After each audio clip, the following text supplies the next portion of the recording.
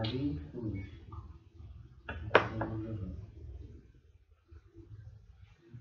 নারী পুরুষ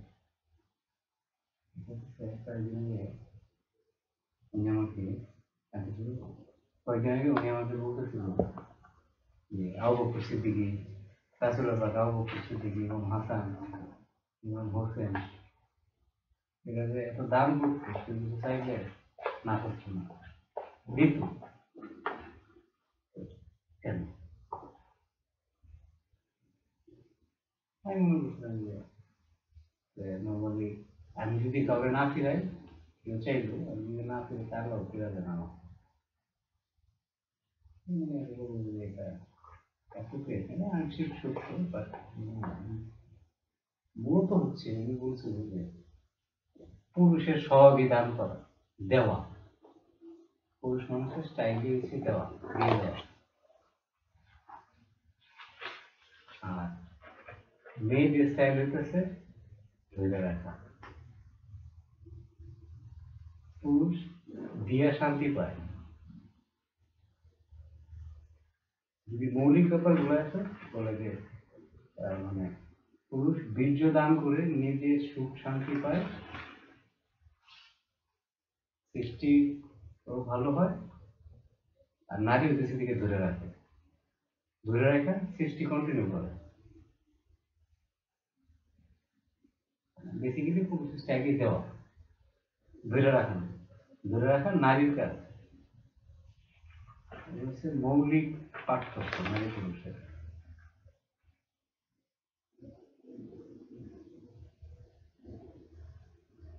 পুরুষেরা একা কাজ করতে পারে, তোর মতো বল, নারী একা কাজ করতে পারে না। নারী কারো সাপোর্টিং হ্যান্ড হিসেবে কাজ করতে পারে, পুরুষ একা একা কাজ করতে পারে। কিন্তু যেসব পুরুষের মধ্যে পুরুষের গুণাবলী তার মানে তার মধ্যে শর্টেজ আছে আর কি, যে যতটুকু করে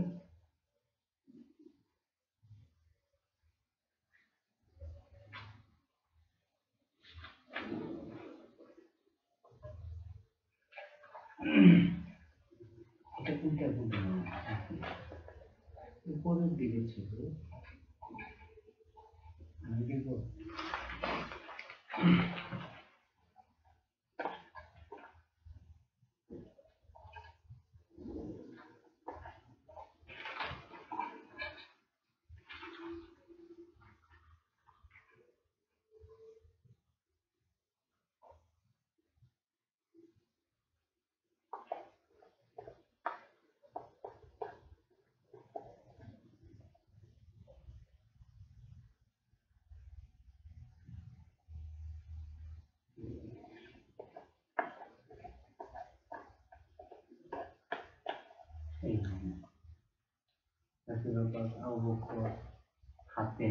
একজন ছিল দাতা হাতেম তাই হাসান হোসেন, সব দিয়ে দিত কেন? ইমাম হাসান নবীজির পর্দা করার পরে পরের 20 বছরকে বলা হয় খলিফায়ে রাশিদিনের, 30 বছরকে বলা হয় খলিফায়ে রাশিদিনের জামানা।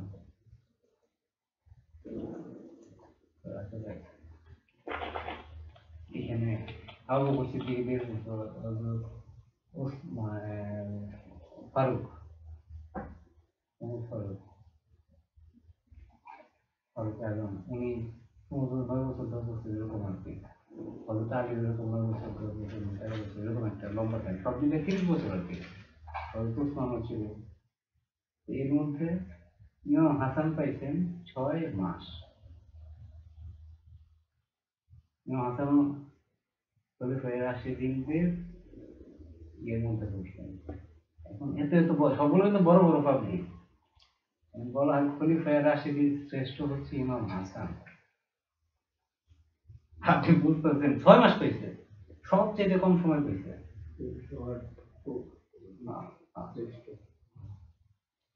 ব্যাপারটা কিন্তু এমনি না।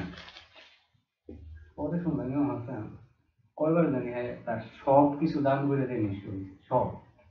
কারণ আবু বকর সিদ্দিকী যে দান করছে সে তার বউ বাচ্চার জন্য কিছু মিনিমাম মানে রেখে বাকি সব দান করে দিছে একবার। এরকম দান সে একবার করতে বললাম আমার বউ সিদ্দিকী একবার সবই দিয়ে দিছে, একেবারে যেটা না রাখলে নয় এটা সব দিয়ে দিছে একবার।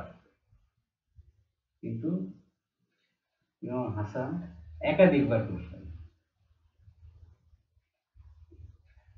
বেশ কয়েকবার করছে, সব একেবারে যা আছে ওনার যা সব সম্পর্কে সব দান করে দিচ্ছে। এমনি এমনি এই খলিফায়ে রাশিদুন শ্রেষ্ঠ হয়। আর এইসব পাবলিক চলতেছে খুব গোপন, তো দাম দাম তো বলে ডাইনাতে করলে আমার যেন না জানে, এইগুলো এভাবে খুব বেশি মানে মুখের মধ্যে মানুষের আসে না, আমাদের তো বলে যায় না, তারপর তাহলে হয়তো লোকজন জানে যারা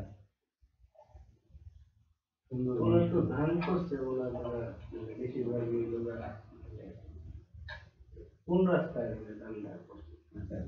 ভালো কথা বলছে। আমার একবার আমার অফিসের কলিগ শিয়াব ভাই তখন কাশি ভাই গেছিলাম ট্রাভেল বুকিং এ, তো কি এক ব্যাপারে দানের কথা আসছে। আমি বললাম আপনি যতই দান করেন, আপনি আপনার দানের থেকে আমি দান করলে আমি সব বেশি পাবো। আপনি 100 টাকা দান করবেন, আমি 100 টাকা দান করবো, আপনি বেশি সব পাবো। দেখেন নেটওয়ার্ক দেখেন, আমি বললাম আপনি 100 কোটি টাকা আপনি হাসিনা খালেদা বা বুশ গিয়ে দান করলেন বা একটা যে কোনো এলাকার মানুষ সবাই দিয়ে দিলেন, আমি যে 100 টাকা আসলে কথা কত দিয়ে রেখে দিলাম, কার দান শ্রেষ্ঠ? বুঝে গেছে? এখন হ্যাঁ কিন্তু আল্লাহর রাস্তায় দিছে,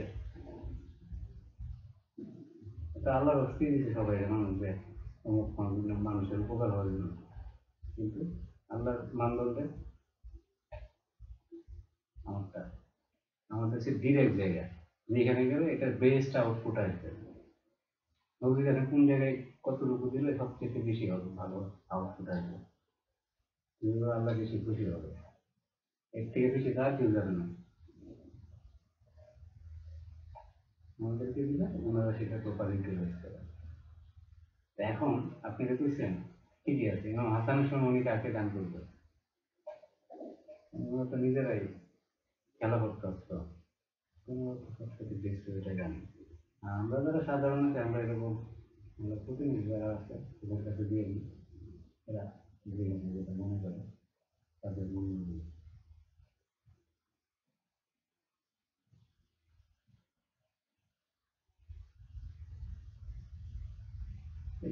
দান নিয়ে আরো একটা কথা বলি। এখন কিছু পাবলিক ওই যে মাজারে যে টাকা দেয়, গোলাপ শাহ মাজারে গেলে আমার ভালো লাগে, আবার ইয়েও আছে, মানে টাকা যে দিয়ে রাখছে মাজারের মধ্যে প্রায় টাকায় ভরা। কিছু পাবলিক আছে সমাজের শিক্ষিত জনগণ, এরা তো খবরে খবরে টাকা না দিয়া আমাকে গরিব মানুষের খাওয়ানো ভালো ভালো, ঠিক আছে। এখন দেখবেন হেরাই কিন্তু গিয়া দেয়, এই মাজারওয়ালা কি তোর কাছে টেহা চাইছে, এরা কি কারোর কাছে কি হাত পাচ্ছে ভাই আমার দিয়ে যান, তোরা গিয়ে দেশ কিনলি গা পিডিপি, তোরাই গিয়ে বদনাম করবি, এরাই তোর মানে হ্যাঁ কি মানে এরা তো রাজা, এরা জীবদ্দশায় কারো কাছে হাত পাতে নাই, তাই না আল্লাহ সহযোগিতা নিয়ে চলছে। এখন তোরা গিয়ে সাইদা দিয়ে আবার তোরা সাইদা অপমান করবি, কিন্তু তোর এটা লেগে গিয়ে বুক্কা নাকি, তোরা মিসকিন, তোরা যার জন্য হেল্পের লেগে কোন মানে আমাদের বড় কারে জানি আমি ছিল সুদানির ফু আদার মতন বারো, মানে আমাদের ইসাবুলির রওজা, যেখানে রওজাটা না এইখানেই ভিতরে আর কি, এখানে একটা দান বাক্স আছে, কে জানে এই দান বাক্স এর থেকে নিয়ে ওই সামনের যে ফটকটা আছে না ওইটা নিয়ে রাখছিল, বড় তো দেখে। আর আল্লাহ গরিব না, আমার আল্লাহ গরিব না, তোমার দরকার থাকলে তুমি আয়া ভিতরে আয়া দিয়ে দাও, আপাতত কিছু নেই। মানে ওই রাস্তায় মানে ভাই যে নিচে বুঝেছে যে অনেকেই গাড়ি টুড়ি দিয়ে যায় ওই দিক দিয়ে, রাস্তায়, তাহলে সে এদিকে গেলে তার জন্য সহজ হয়। উনি কয় দরকার নাই, ও দরদ থাকলে দিয়ে দিব। কারণ আমরা তো মানে জীবদ্দশায় একজন মুরব্বীকে দেখছি যে ওনাদের মানসিক অবস্থা কি, ওনাদের অ্যাকচুয়ালি কাজকর্ম কি দেখছি, দেখা বলতে পারি আর কি, প্রমাণ দিতে পারি, আমার প্রমাণ আছে যে ওনারা জীবদ্দশায় কেমন ছিল। এই কারণে ওই যে কালকে রূপন ভাইরা বলতেছিলেন না যে আপনি ইয়া দেখছেন দেখে আপনার প্রমাণ করতে পারেন, মানে তাদেরকে ধোকা দেওয়া যায় না। তুই যদি হাতে দেখে থাকো, একবার হাতে দেখে থাকো, কেউ যদি একটা খাম্বা দেখা পায় হাতি, তোর এই ধোকা দেওয়া যাবে না। তুই তো হাতি দেখছো, আর যদি হাতি না দেখে থাকো তাহলে তোদের হয়তো ধোকা দেওয়া যাবে। এখন ওই গোলাপ শাহ মাজারে গিয়ে দেখলাম এত টেকা, আমি চিন্তা করি জীবদ্দশায় এরা তো টেকা ধার ধারে নাই, এত টেকা দিছে, মানে এটা হচ্ছে আল্লাহ। আমি দেখি যে ওরা যে আল্লাহর পিছনে, ওনারা যে আল্লাহর পিছনে শ্রম দিছে, ওনাদের ওনাদের রওজা আল্লাহ বিভিন্ন উসিলায়, বিভিন্ন বাহানায়, বিভিন্ন ভাবে সাজায় রাখে।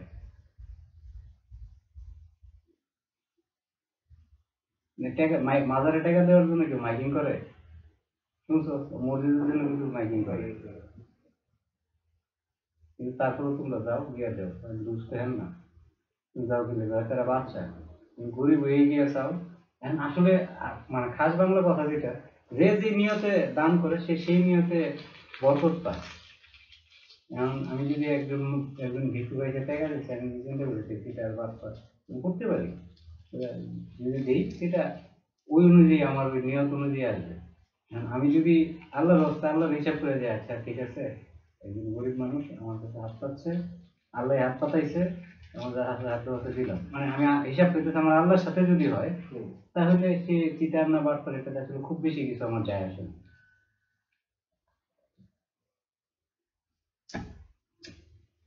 গানের ব্যাপারটা কিন্তু অনেকটা জায়গাতে ভুল করে, গানের ব্যাপারটা কিন্তু অনেকে, মানে অনেকে অনেক রকম মন্তব্য করে, কিরকম মন্তব্যটা আমি করি, মানে বুকের বেলায় যে গান করে, গান করে কিছু মন্তব্য করে যে মানে এর ভিক্ষা দিলেন যে এর হাত পাওয়া আছে, এত কর্ম করে খাইতে, এই ধরনের মন্তব্য করে। আবার যার হাত নাই পাও নাই তারে দেন। আবার আমরা বই পুস্তকে বসছি, আবার নাকি ভিক্ষুককে পছন্দ করে, ভিক্ষুকরে না, এটা হচ্ছে আন্দাকার ল্যাংরা, ওইটা মানে হাত পাতার যে সেন্স থেকে ভিক্ষুক। আচ্ছা,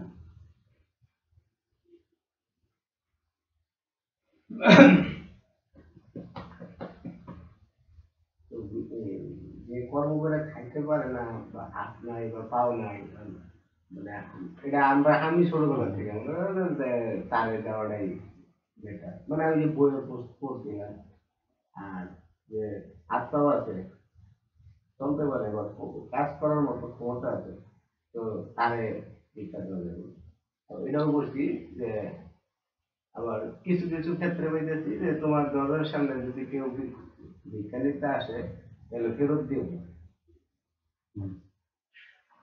আবার আল্লাহ ভিক্ষুককে পছন্দ করেন, মানে আমি খাইছা গেছি, আমি খাইছা গেছি মাইন্টার পায়, আমারও দিলে বোঝে না কোনো হালাল, আমারও দিলে নারী পুরুষ। আচ্ছা, আরো নারী পুরুষের ব্যাপারে আরো অনেক ব্যাপার আছে।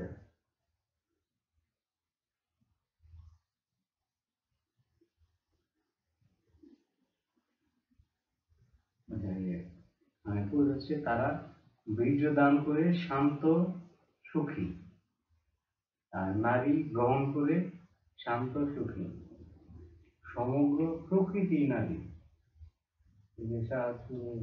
পৃথিবী গাছপালা যা আছে পুরোটাই প্রকৃতি, তারা কিন্তু পুরোটাই ধরে রাখে।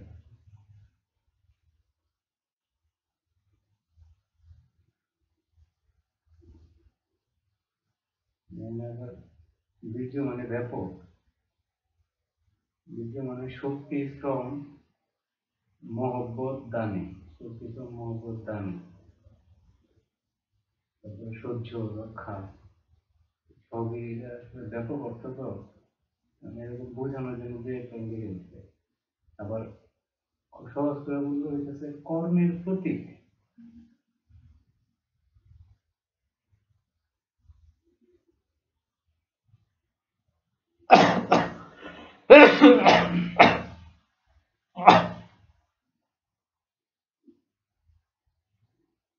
পুরুষরা দুর্গম এলাকা বাসযোগ্য করে সন্তান, স্ত্রী, অন্ন, বস্ত্র, বাসস্থান নিশ্চিত করে।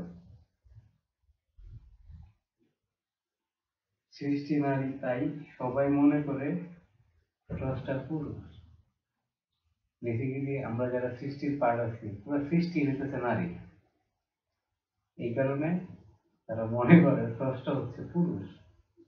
কিন্তু সবাই দেখবি নারী পুরুষ সবাই চিন্তা করে স্রষ্টা কিন্তু পুরুষ। নারী কিন্তু এরকম চিন্তা করে যে আল্লাহ পুরুষ মানুষ, মানে পুরুষের অবয়বই তারা, তাদের মনে একটা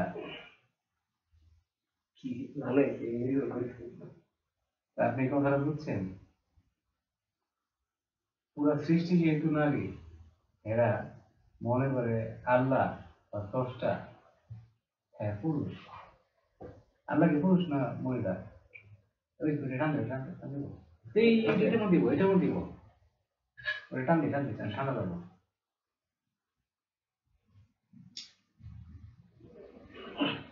আচ্ছা আরেকটু ভালো করে পায়ের মধ্যে ঠান্ডা লাগবে, পায়ের দিকে দিতে গেছে, টান দিয়ে পায়ের নিচে একটা দিয়ে নে, দূরে গেলি যা। আর বড় ওইটা দাঁড়া বাদের না,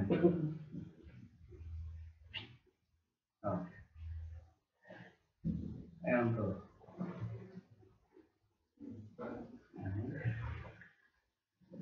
পায়ে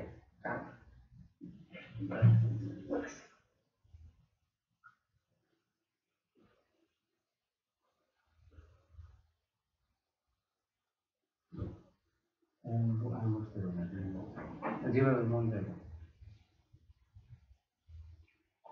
তাই এটা ইন্টারেস্টিং একটা কথা, আমার ভালো লাগছে, মানে খুবই পুরা সৃষ্টি যেহেতু নারী, তাই এরা সবাই চিন্তা করে স্রষ্টা পুরুষ। আপনার কিন্তু স্রষ্টা পুরুষ মিলিয়ে চিন্তা হয়, স্রষ্টাকে নারী চিন্তা করেন, এমনকি নারীরাও স্রষ্টাকে নারী চিন্তা করে না, পুরুষ চিন্তা করে। এটা হচ্ছে তারা যে সৃষ্টি বাই নেচার,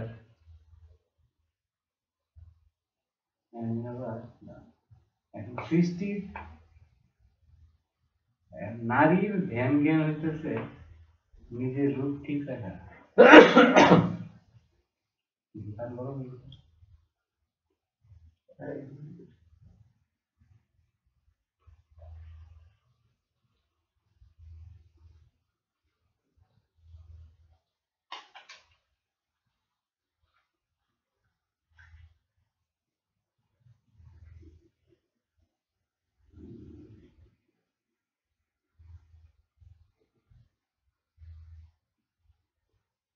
নারীর ধ্যান জ্ঞান হইতেছে নিজের রূপ ঠিক রাখা। এর একটা ইয়ে টপিক শুনছিলাম, মানে পুলিঙ্গ আর স্ত্রীলিঙ্গ, মানে এরকম একটা যে প্রত্যেকটা শব্দের তো পুরুষ লিঙ্গ স্ত্রীলিঙ্গ আর কি আছে। ঈশ্বর, মানে এরকম ঈশ্বর ঈশ্বরী, মানে এইসব সংস্কৃত জিনিসগুলোর মধ্যে হিন্দু ধর্মের যে শব্দগুলো আছে এগুলোতে ঘাপলা আছে। ভগবান, ভগবতী, তারপরে গড, গডেস নাকি গড এরকম ছিল। আল্লাহ আল্লাহ এই শব্দ হচ্ছে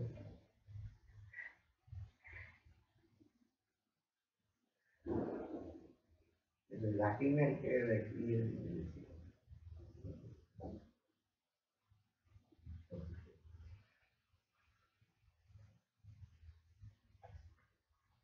হ্যাঁ ঘটনা দিচ্ছে তো বিয়ে ফরজ কেন বিয়ে করা ফরজ কিনলাই স্রষ্টার সৃষ্টি বোঝার জন্য এটা সৃষ্টি তো নারীর মধ্যে এটা দেখে ওটার একটা সৃষ্টিটা বোঝার জন্য আর কি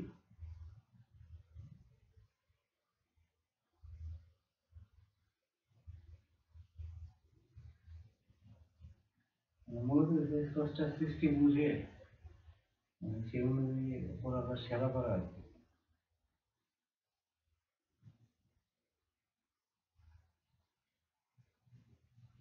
যে কাঠের কাটা আরো আছে মানে মূলত পুরুষ হচ্ছে দেখলাম চালক শ্রেণীর আর কি ধর একটা গাছ লাগাইলি সৃষ্টি এর কাজ গাছ বড় হওয়ার জন্য ওই ডালপালা ছেড়ে দিতে হয় সে আরো শক্তিশালী হবে আরো বড় হবে উনি ছাড়তেছে ছাড়া কিন্তু গাছ কিন্তু ব্যথা পাইতেছে কষ্ট পাইতেছে সে কষ্টের দিকে যদি তার না থাকে তাহলে সে দীর্ঘায়ু তারপরে অনেক বেশি মানুষের উপকার হওয়া তারই ভালো হইতেছে কিন্তু এটা আপাত দৃষ্টিতে মনে আমরা বুঝতে পারি না আমাদের উপর দিয়ে যখন এরকম ছাড়াছাড়ি হয় এটা ওইটাকে এটা ওইটা নিয়ে যায়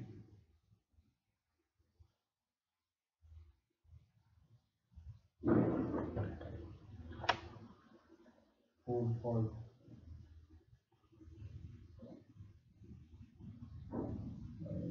ফুলের গাছ ফুলের গাছ যেরকম ছেড়ে ছেড়ে দিতে হয় ফুলের গাছ ছেড়ে দিতে হয় ফুলের গাছের ব্যাপারে খুব বেশি অভিজ্ঞতা আমার নাই তো নর্মাল হিসেবে গাছ তো ছাড়তে হয় আমি জানি ছাড়লে সে আরো বেশি ইয়া টিয়া গজায় ফুল হয় বেশি এই যে আম গাছের মধ্যে তো মুকুল হওয়ার আগে আগে ওই আগে ছাইটা ছুটা দেয় পরে নতুন পাতা হয় ওগুলোর থেকে মুকুল হয় না থাকলে কিন্তু আমি এত মুকুল আসবে না আম হবে না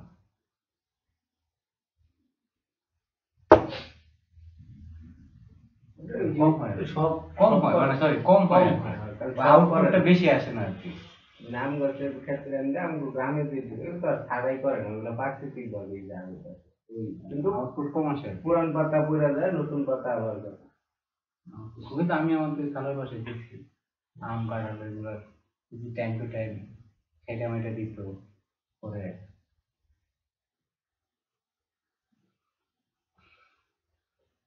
মূলত এই যে সৃষ্টিটা যেভাবে টিকে রাখার জন্য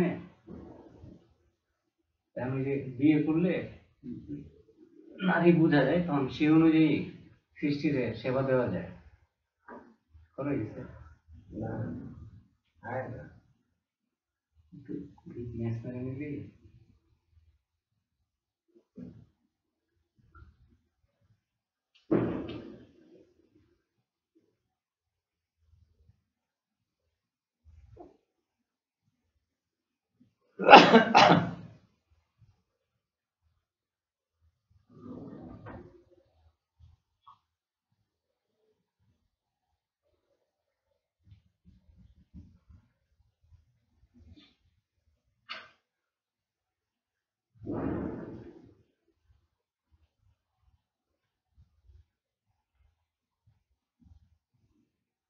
আরো কাহিনী আছে ফুল গাছ না লাগিয়ে রাখলে হবে ফুল গাছ ইয়েতে কিনে আনবে নার্সারি থেকে এনে লাগাই দিস তাইলে কি হয়ে যাবে এটা ফুল যত্ন আছে কাটাকাটি আছে পরিচর্যা আছে হ্যাঁ আবার কাহিনী আছে এখন ধরেন শীতের মধ্যে গাছে যদি গাছের ঠান্ডা লাগবে যদি পানি না দেন একটি গাছে দিল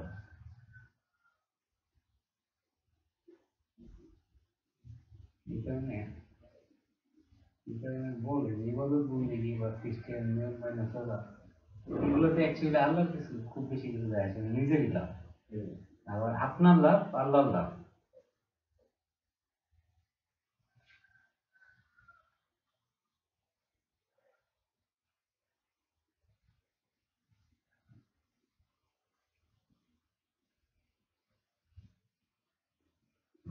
আমি একটা দুইটা দুলার একটা কৌটো কিনছিলাম তো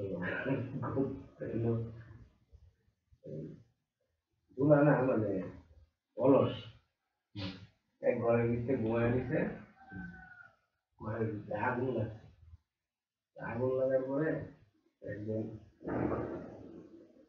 একজন একটা মানে উঠবো তো দূরের কথা একজন সং খেতে পেতেছে টিপু দুজনে তো এদিকে একজন এদিকে একজন টিপু মানে পিঠ পুড়ে যেতেছে আরেকজন বলেছে বসু মানে ঘুরে আসু রাগ নিলাম আইসা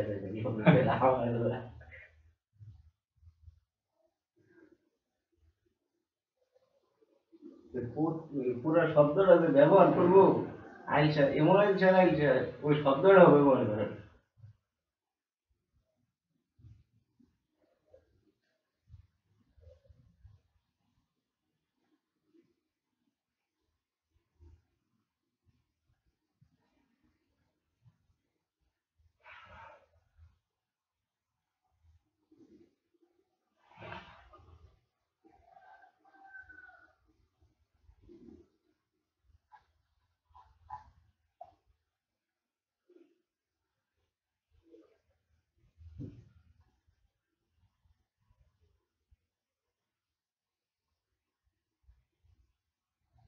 আসলে যে মা ফাতেমার কয়জন সন্তান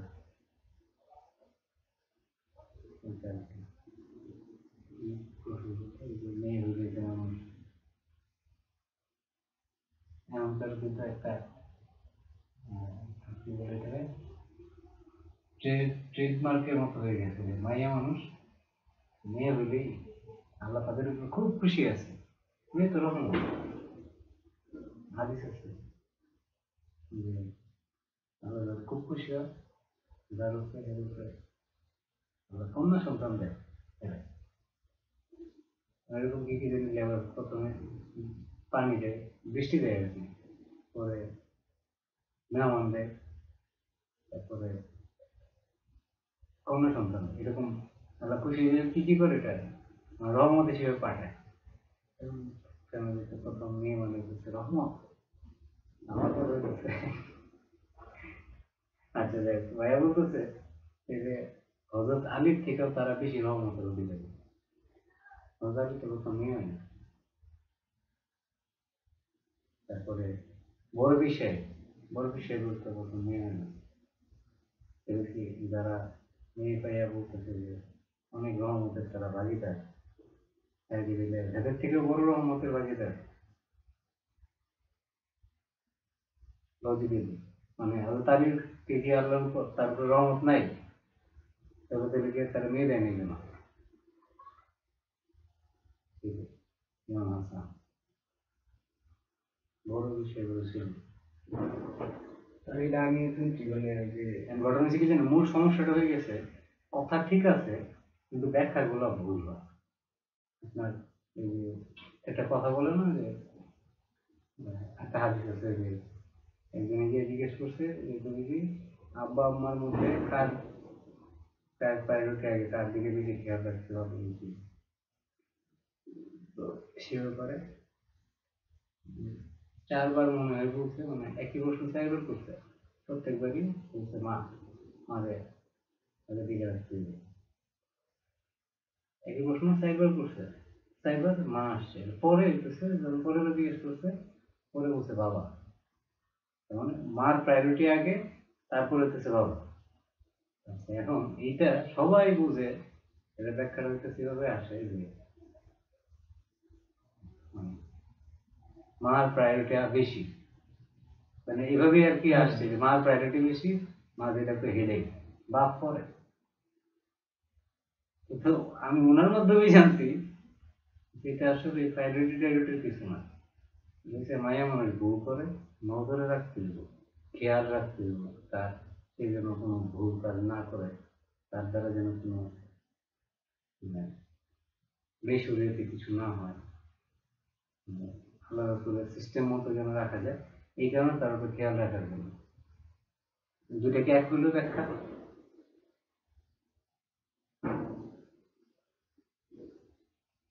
মেয়েদের স্বভাবই লুকানো লুকায় রাখবে একটা খারাপ কথা মানে একটা কিছু কাজ করে চুপ করে লুকায় বয়ে থাকবে বুঝতে পারছেন? তো বেশি খেয়াল রাখলে তখন তাদের ভুলগুলা শুধরানো যায়, ভুলগুলো সুযোগও কম পায়। না হোক,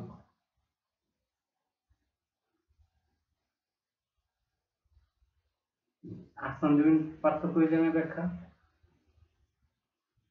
এই কারণে আমি বলো, আমি আগে থেকে জানতাম যে কোরআনের ব্যাখ্যা করা নিষেধ, আজ বাংলায় নিষেধ। ও কোরআনে তফসির আছে, কোরআনে তফসির করা নিষেধ, এমনি নিশ্চিত না নিষেধ, আমি বহু কারণ আছে। আপনি চুল মনে করে এটার থেকে চুরি করার টেকনিক বাই করতে হবে। আপনি ইঞ্জিনিয়ার টেকনিক বাই করতে হবে। কিন্তু কোরআন কেন দিয়েছে, কার মানে অ্যাকচুয়ালি কি কি কারণে দেওয়া হয়েছে, অ্যাকচুয়ালি এটার থেকে আমাদের নেওয়ার কি আছে। আমার এই যে অফিসের এক কলিগ জামালও বলতেছিল, জানেন দাদা এই বিমান যে আবিষ্কার হয়েছে, কে আবিষ্কার করছে, এই কোরআন থেকে আবিষ্কার করছে। আমি সব এটা দিয়ে কি আপনি ইমান বেড়ে গেছে, ইমান শক্ত হয়ে গেছে, এটা দিয়ে লাভটা কি হয়েছে? কোরআন বিমান আমলের জন্য বিমান বানাইছে, এটা দিয়ে লাভ মানে হিসাবে ঠিক আছে, কিন্তু এটা কি বিমান বানানোর জন্য?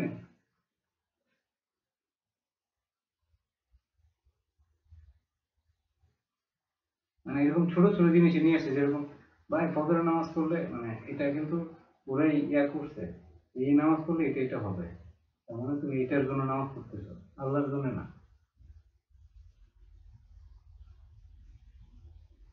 কিন্তু আবার ধরেন কোনো উলিয়াদের কাছে গেলে না, সমস্যা নিয়ে গেলে উনি বলবো যে বিকালে যাওয়া যাবে কি জানি, আসো আসো আসো, ধরেন আপনি একটা শরীরের কোনো রোগ টুক নিয়ে গেছে, উনি কিছু একটা বলবে খাওয়া টাওয়ার জন্য, কিছু একটা দিল আর বলবো যে আসরে নামাজটা করে। এখন এই যে উনি যে এইভাবে বললো এইটা, আর আর আপনি আসরের নামাজ পড়লে শরীর সুস্থ থাকে, ওইভাবে যায় না পড়া, দুটার মধ্যে আসমান জমিনের পার্থক্য। আমি গেলাম যেমন শারীরিক সমস্যা এই, উনি আমার কিছু খাইতে বললো আর এটা করতে বললো, এটা হইতেছে উনি বলছে উনি জানে, আমি সমাধানের জন্য আসছি, বাকি হিসাব উনার কাছে, আমি জানি না, আমি সমাধান করে সেটা করতেছি, এটা থেকে আউট হয়েছে, তখন আমার কম পাওয়ার সুযোগ নেই। আর যখন আমি জানবো যে শরীরের সুস্থতার জন্য, তাহলে ওইভাবে আমার চিন্তা অনুযায়ী আমার কাছে আউটপুট আসবে। মানে আমার কিছু প্যাচ আছে, যেরকম আজকে আমি রশ্মিটা বলতেছিলাম যে কেউ যখন কোনো মানুষের কাছে দোয়া চায়, ধরেন আপনার কাছে আপনি দোয়া করলেন যে দাদা, আল্লাহ আপনি দাদার ভালো করে দেন, আল্লাহ কি করে, আল্লাহ নর্মালি নিজে থেকে কিছু করে না, সব সিস্টেম আমার কাছে যেটা মনে হয় একটা সিস্টেম ফরম্যাট সাজিয়ে দিছে, যে যেটা যার যেটা যেরকম দরকার, যে যেরকম করতেছে সেই অনুযায়ী সে পাইতেছে।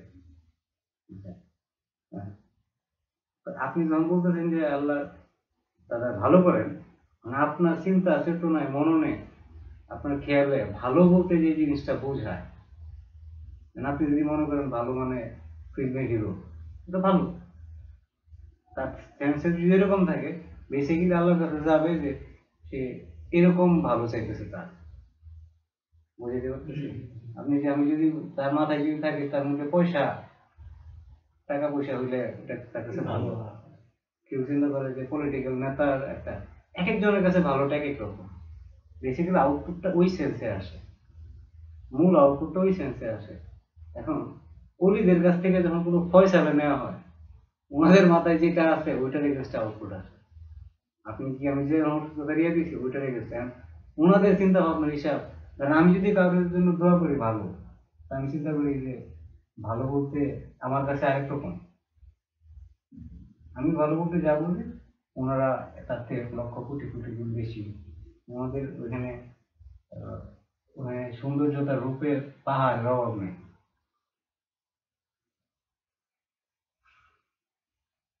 ওই অনুযায়ী আউটপুট আসে। তো আমি এই কারণে বললাম, আমি যখন নিজে নিজে নামাজ পড়তেছি যে এটা পড়লে আমার শরীর সুস্থ থাকবে, তাহলে আমি ওই অল্প পরিমাণ পাইতেছি, পাবো, এটা ওইটার থেকে ওইটা পাই গেলাম, এটা কাটাকাটি শেষ। আর ওনার কথায় যখন নামাজ পড়বো তখন আমার ওই নামাজেরই পাইতেছি, আর সুস্থতার জন্য ওটাও পাইতেছি।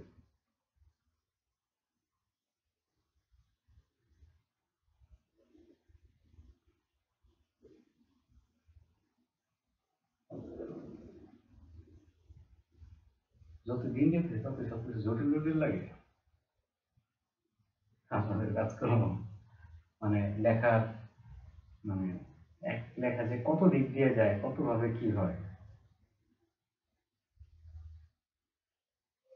বা এই আজকে পর রকম ভাই বলতেছে, রকম ভাই বলে আপনার লেখা হইতেছে, আমি বলতেছিলাম দেখেন আমার লেখা খুব সহজ সাধারণ ঠিক আছে, কিন্তু কি জানি একটু এদিক সেদিকে করো না, কি হয়, একটু কিরকম জানি আমার লেখা একটু কিরকম জানি, সবই ঠিক আছে, খুব সহজ সেন্টেন্স দিতেই, খুব সহজ বলত, কিন্তু কি জানি একটা আছে।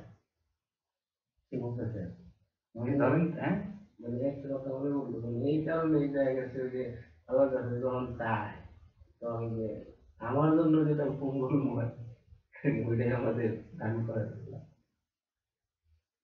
আল্লাহ কাছে ছেড়ে দেওয়া। সে যে ওইদিকে যে বলতে গেছিলাম, উনি একবার আমাকে বলতেছিল যে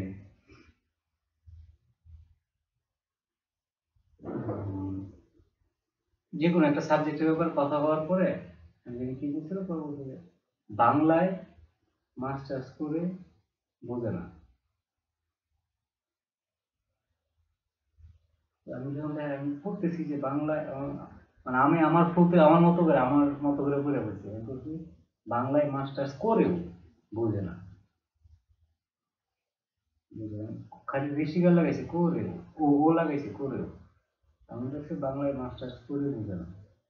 এই দুইটা ছোট একটা পার্থক্য না, কিন্তু মানে পার্থক্যটা কিরকম জানেন? আপনার কি মনে হয় এটা কি পার্থক্য হইতে পারে? অনেক পার্থক্য। কত আপনি বলি। একটা হইতেছে মানে বাংলায় মাস্টার্স করে বুঝে না, আর একটা হইলো বাংলা মাস্টার্স করেও বুঝে না। এটা তো আপনি বাহ্যিক পার্থক্যটা বলেন, কিন্তু যে বুঝবে ব্যাপারটা এই কথাটা শুনে তার জন্য এটার পার্থক্যটা কি? তার মানে ওইটার পার্থক্যটা কি?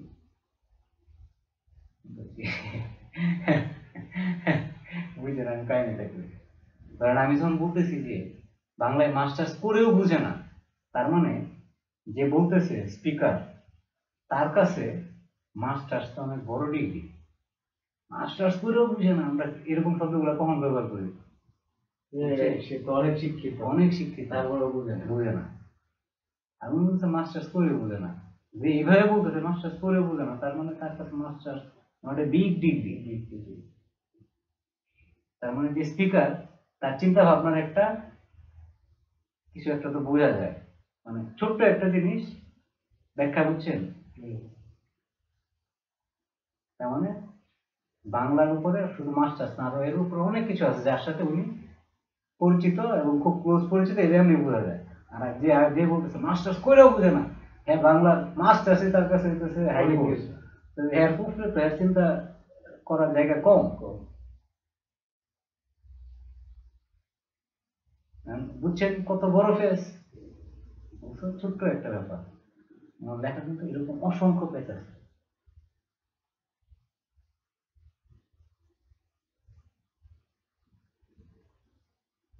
খুব খুশি হয়েছে, রঘুর ভাই জিজ্ঞেস করছিল ফটোগ্রাফি মানে কি, ছবি টবি তুলে হ্যান তেন যে ফটোগ্রাফি আছে মানে কি, ফটোগ্রাফি কি কি বুঝেন আপনি?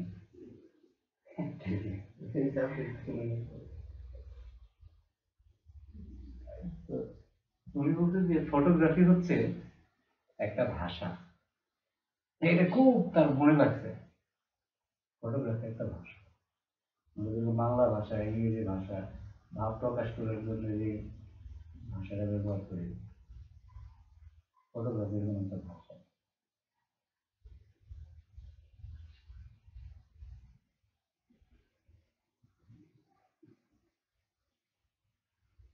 হ্যাঁ, এই লাইনের ব্যাখ্যা পাই, বিশাল ব্যাখ্যা, ভাষার যেরকম ভেরিয়েশন আছে, মানে ভাষার মধ্যে ওষুধ থাকে, হ্যান থাকে, স্যান থাকে, বহু কিছু আছে, ঠিক সেই বহু ব্যাপার স্যাপার। এই একটা ব্যাখ্যাই অনেক কিছু। আর ভাষার মধ্যে না, বাংলা ভাষার উপর কত বড় বড় সাহিত্য হয়েছে, তো এই যে মতো এরকম এই ভাষার ভিতরে তার কথা আছে। সাধারণত যেমন মনে সাধারণ পাবলিক আমরা যে কথাটা পড়ি, আমি তো আমার তো জানাই নাই সাধারণ লোক লিখে মানে আমার মেমোরি ফটোগ্রাফি মানে তো স্টুডিও তো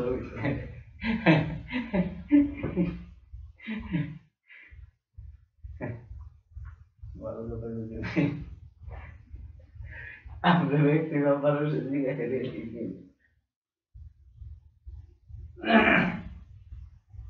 আসলে এই আমার এই আপনি যে কথাটা বলছেন এই কথা আমার মাথার মধ্যে ছিলই না।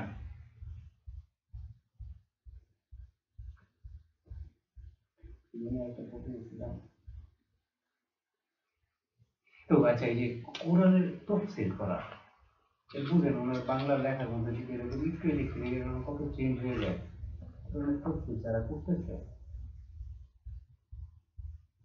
একটু বেজার লাগে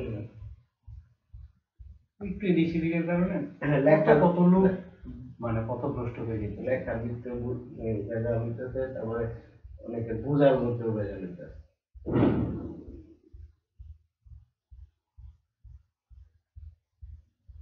আবার আরো বেজার হইতে সবচেয়ে আসলে কাগজের কোরআনটাই বেজার। কেমন আপনি কি রশনিরা বুঝাইতে আমার সময় লাগছে। বলছিলাম যে উনি বলছেন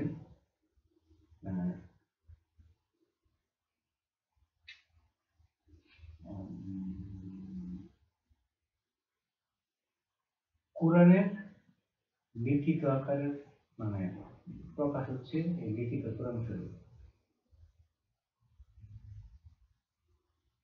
কোরআনের লিখিত আকারের প্রকাশ এই কোরআন শরীফ। কারণ এত তো এই কথা শুই না এটা বলতে তারা জানে এইটাই কোরআন।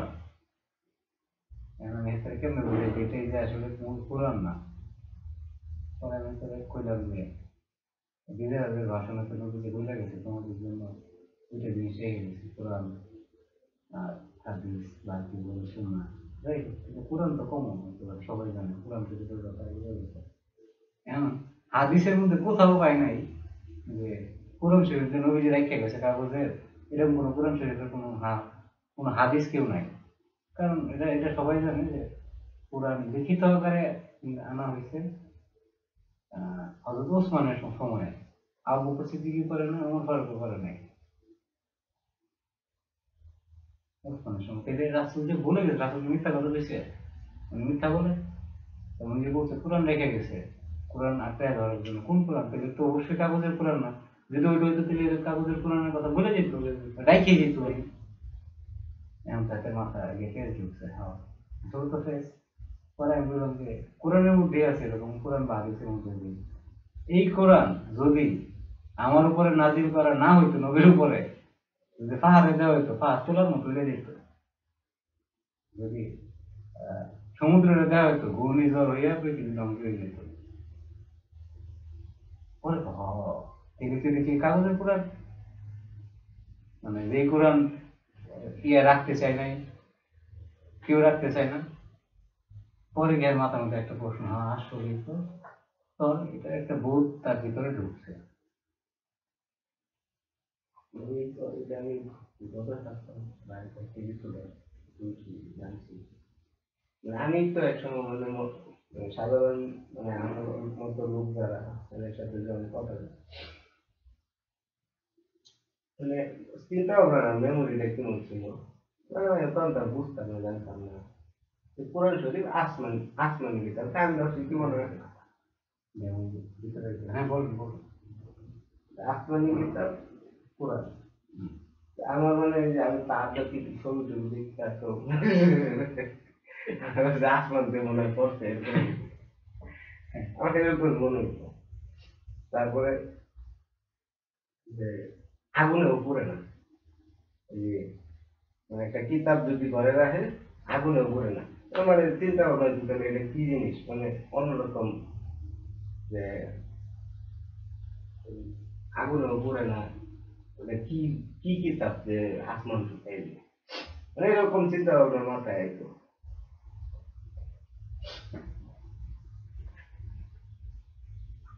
এখন এটার উপর আমার ব্যাখ্যা হচ্ছে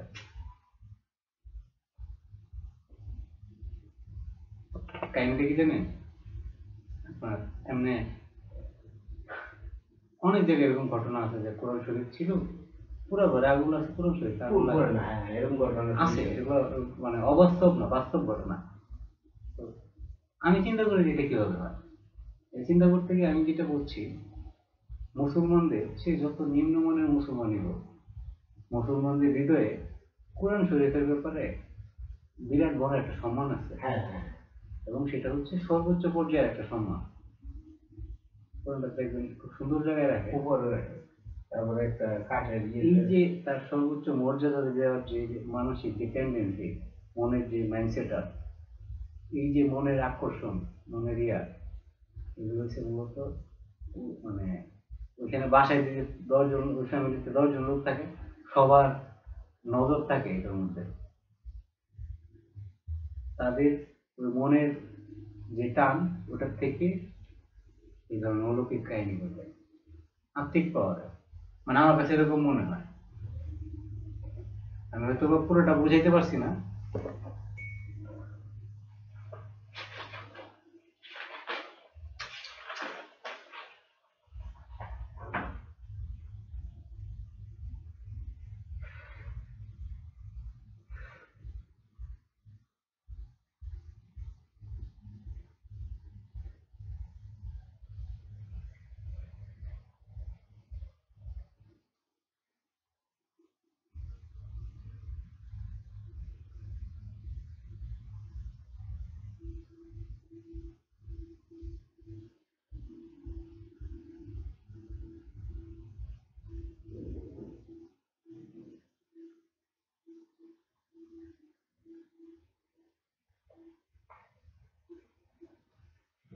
মানুষের মস্তিষ্কে, মানুষের মস্তিষ্ক রে উৎপাদন করতে পারে।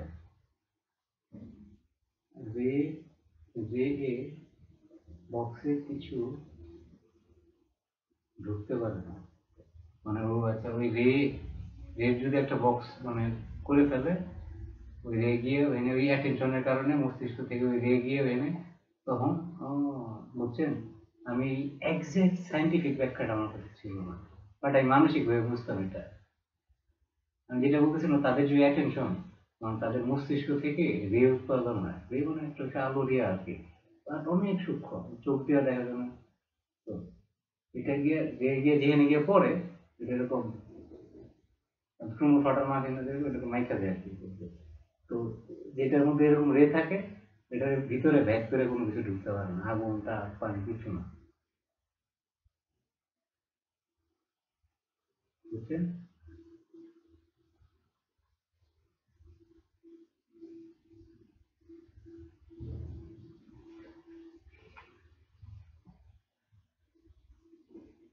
এইভাবে আমি জানতাম না, বাট আমি এর আগে যেটা জানতাম এটা আমার মনে হয়ে আমাকে বলতো।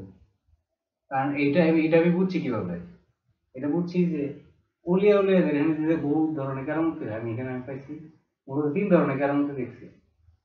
একটা হচ্ছে আল্লাহ নিজের ইচ্ছায় স্বয়ং একটা কেরামতি করে, মনে মানে নিজের স্বয়ং।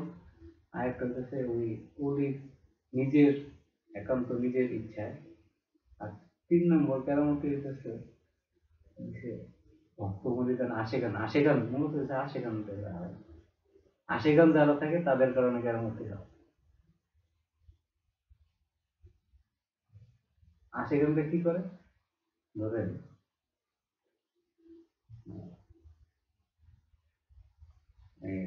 একটা গল্প বলি আপনার। একজনে ট্রেনে, একজন বলি আর কি 2-4 জন খাদের নিয়ে যাইতেছিল। তো ওই জানি যাওয়ার পরে স্টেশনে থামার পরে আজান দিছে। তো হুজুর করছে কি, ওনার সাথে যারা ছিল বলছে চলো আমরা নামাজটা মসজিদে, তো মানে স্টেশনে কিন্তু ইয়া থাকে, নামাজ পড়ার ব্যবস্থা থাকে। এটা ব্রিটিশ আমলের কাহিনী বলতেছে, আমি এরকম শুনছি, এটা সম্ভবত গফর গায়ের কোনো মানুষের, গফর গায়ে 5 ভাগই সম্ভবত ওনার নাম। আমাদের স্থান সম্পর্কে আগের কথা এটা, আচ্ছা যাই হোক, এটা ব্রিটিশ আমলে। তো নামছে, তো নামতেছে, তো তখন একজন বলতেছে হুজুর আমরা নামাজে দাঁড়ায় গেলে ট্রেন তো ছেড়ে দেওয়ার টাইম হয়ে যাবে, নামাজ তো শেষ করতে হবে। তো হুজুর বলে চলো আল্লাহ ভরসা, দেখা যাক কি হয়। এরকম আর কি। কিন্তু কয়েকজন লোক ছিল, কিন্তু আমাদের নামাজে গিয়ে তারা দাঁড়াইছে, কিন্তু ট্রেন নামাজে দাঁড়ানোর পরে তো ট্রেনে বসে দিতে, আমাদের ট্রেন তো আর চায় না, ইঞ্জিন স্টার্ট করে সামনে যায়, ট্রেন আর উঠতে পারে না, আটকে গেছে। সব চেক করে সব ঠিক আছে, ভেতরা এদিকে নামাজ টামাজ করে ট্রেনে উঠছে, পরে গাড়ি স্টার্ট হয়েছে। এই যে কাহিনীটা ঘটলো, এটা আসলে আমি বুঝি এটা হচ্ছে ভক্তের কারণে হয়েছে। সাথে যে সাঙ্গভঙ্গ আছে তারা তো আল্লাহ, হুজুর যদি মানে আহ, এই ট্রেন মিস করে তো বহু দূর হেঁটে উঠে হুজুর কষ্ট দিয়ে দেবো, তারা আপনি ব্যবস্থা করেন। আর হুজুরে আসলে ওই আল্লাহর রাস্তায় আগে তো চলে তো, হাইতে অসুবিধা নেই, আল্লাহ না নিলে হেঁটে যাবো। হাতে হাতে যেগুলো থাকে না হুজুর কষ্ট করে আসে কেন, এগুলোর কারণে এরকম বহুত কিছু কিন্তু আটকায়, বহুত কিছু হয়। কোন দিক দিয়ে, কারণ অলিদের আশেপাশে লোকজন খুব বিপজ্জনক, অলির দরবারে কুত্তারে মারা মেয়ে দাও।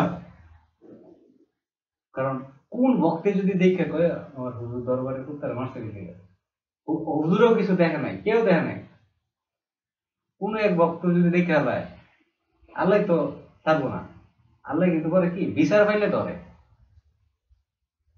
এই যে একটা কাহিনী আমি বলছি। আমি নরসিংদী ভাইয়ের সাথে গেলাম না, তখন তো ওই যে বাড়িঘর খুঁজে পাইতেছি না। তো আমার ভাইয়ের সাথে একটা চিন্তা করতেছিলাম আর কি, যে ভাই তো অনেকদিন আগে আইছিল, এখন কি বাড়িঘর খুঁজে পাই কিনা, সন্ধ্যা হয়ে যেতেছে, তাড়াতাড়ি বাইরে অনেক দরকার, আর নাহলে বাড়িটা খুঁজে পাওয়া দরকার। হ্যাঁ হ্যাঁ, ওই যে দেখতাছি গাড়ি গুড়ি নাই, রাস্তায় কিছু নাই, খালি হাঁটতাছি। তো অনেক চিন্তাটা করছি যে হয় যে সন্দেহ হইতেছে, তাহলে না পাইলে যে গাড়ি নিয়ে ফিরে যাওয়া দরকার। আর দেখতাছি মানে পাইতাছি না, অনেক অনেক পর্যন্ত আসছি আমরা, যে ওই পরে গিয়ে বাইরে মানে এটা পাইমু বলে আবার তোর ঘট খেয়ে লেগে গেছিল।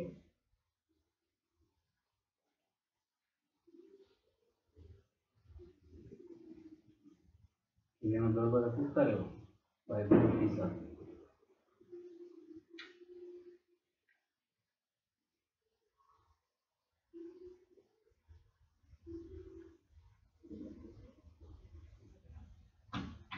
এখানে